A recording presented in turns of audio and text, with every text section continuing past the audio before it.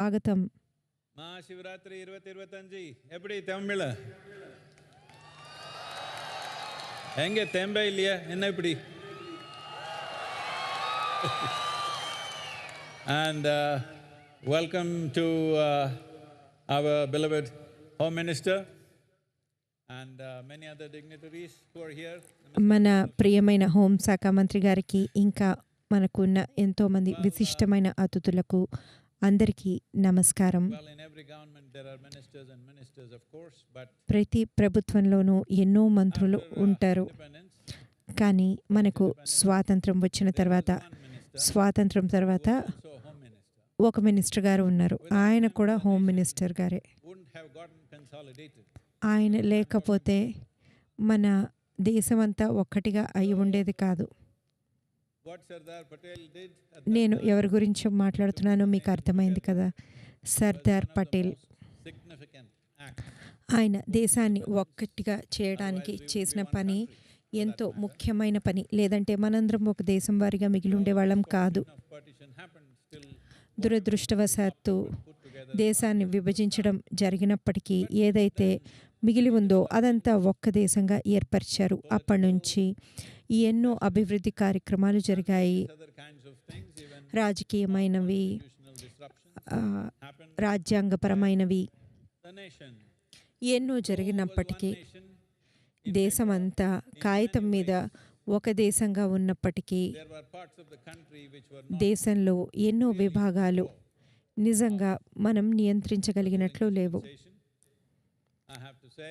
నేను మన ప్రస్తుత హోంశాఖ మంత్రి గారు, ప్రస్తుత హోమ్ మినిస్టర్ గారు ఆయన చేసింది ఏంటంటే ఒక విధంగా సర్దార్ వల్లభాయ్ పటేల్ గారు ఆ రోజుల్లో ఏం చేశారో మళ్ళీ అది మరొకసారి చేశారు. దేశాన్నంతా ఒక్కటిగా అమర్చారు.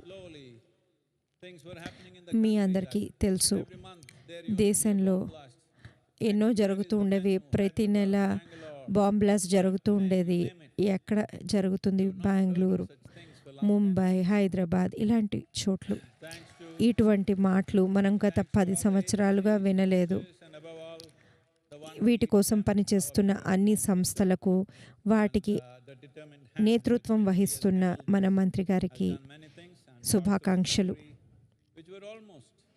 ఇవన్నీ ఒక్కటిగా మనకి ఒక దేశంగా ఉన్నట్లుగా లేని ఎన్నో భాగాలను, మిలిటెంట్స్ రూల్లో ఉన్న ఎన్నో భాగాలను కూడా బయటికి తీసుకువచ్చి అంతా ఒక విధమైన సమైక్యత తీసుకొచ్చారు.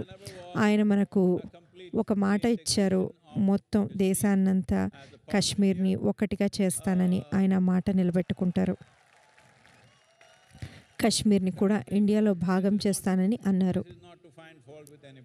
ఇది ఎవరిలోనూ తప్పులు వెతకడం గురించి కాదు, కానీ మనం చరిత్రపరంగా తెలుసో తెలియకో కొన్ని పొరపాట్లు చేశాము. ఆ రోజు వాళ్ళు ఎందుకు చేశారో మనకు తెలియదు, కానీ మనము చరిత్రలో కొన్ని పొరపాట్లు చేశాము. వాటిని తర్వాత సరిచేసుకోవడం అనేది ఎంతో క్లిష్టమైన పని. ఆర్టికల్ 370 ఇంకా ఆ రాష్ట్రానికి ప్రశాంతత తీసుకురావడం, దాన్ని సామాన్య స్థితికి తీసుకురావడం. ఈ రోజున అది ఎంతో సామాన్యంగా ఉంది, ఎందుకంటే ఎంతోమంది వెళ్తున్నారు. వాళ్ళందరూ అక్కడ నన్ను వచ్చి గోల్ఫ్ ఆడమంటున్నారు కాశ్మీర్లో. ఎప్పుడు వెళ్తానో తెలియదు, మన హోమ్ మినిస్టర్ గారు చెప్పాలి. ఇదంతా అద్భుతమే. ప్రాథమికమైన లా అండ్ ఆర్డర్ లేకుండా మిగతావన్నీ సాంకేతికత, ఆధ్యాత్మికత, విద్యా విధానాలు ఇవన్నీ మనకి ముఖ్యమైన న్యాయ వ్యవస్థ, లా అండ్ ఆర్డర్ లేకపోతే అవన్నీ వృధా పోతాయి. దేశమంతా ఒక్కటిగా లేకపోతే ఇవన్నీ వృధా పోతాయి. దీనికి